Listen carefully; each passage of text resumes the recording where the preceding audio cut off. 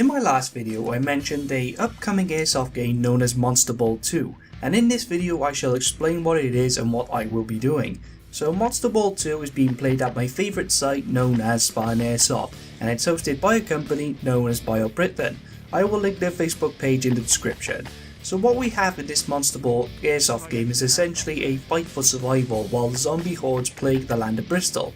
That's the gist of it. It is a zombie day, and it's not just some random zombie day, it's much more elaborate, and BioBritain have been doing this now for a couple of years. When I mean it's more elaborate, I mean what you do will ultimately affect how the story continues. All the choices that you make will impact how the game progresses. I've never done anything like this before and I am thrilled to be a part of it. But let's talk about some of the more interesting points.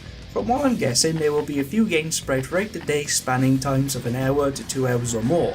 To make it interesting, we only have 100 PP rounds across our entire arsenal, which means it's not all about mowing the opposition down. You are limited to what you can use. When you are bitten, or I should say touched by a zombie or been hit by an opposing faction, you will have a 5-minute bleed out to get through, and if you are not saved during that time period, you will ultimately become a zombie for 10 minutes, upon which you die and go back to respawn and rejoin your comrades in the battle.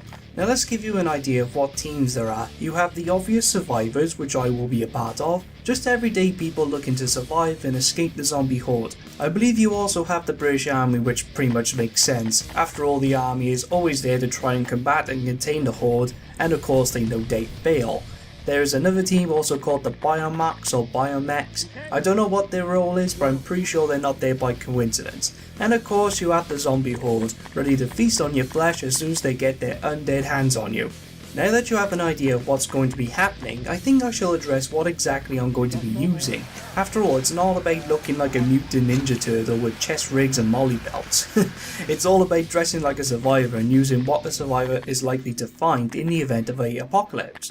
Because I'm a huge fan of The Walking Dead, I watched the series quite carefully and found that anything could be found either by luck or chance, so I will be using my single Toki Marui FN57, since that's the only sidearm I actually own, and I will use it with 4 mags.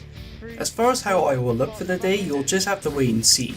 I will be bringing my camera and I will be bringing my GoPros, and we're going to have a kick-ass day, so stay tuned. By the way, on the same day, Sniping Raccoon's going to make an appearance, and I'm going to show him what airsoft is all about. I really look forward to meeting him, and hopefully I can show him the way to the fun of airsoft and find out what it takes to get this subscriber fan meetup thing that we're doing next year. And on that note, I will end the video here. If you have any questions, please leave them in the comment section below. Keep your eyes peeled for next week's video. It's going to be a good one. Thank you for watching, guys.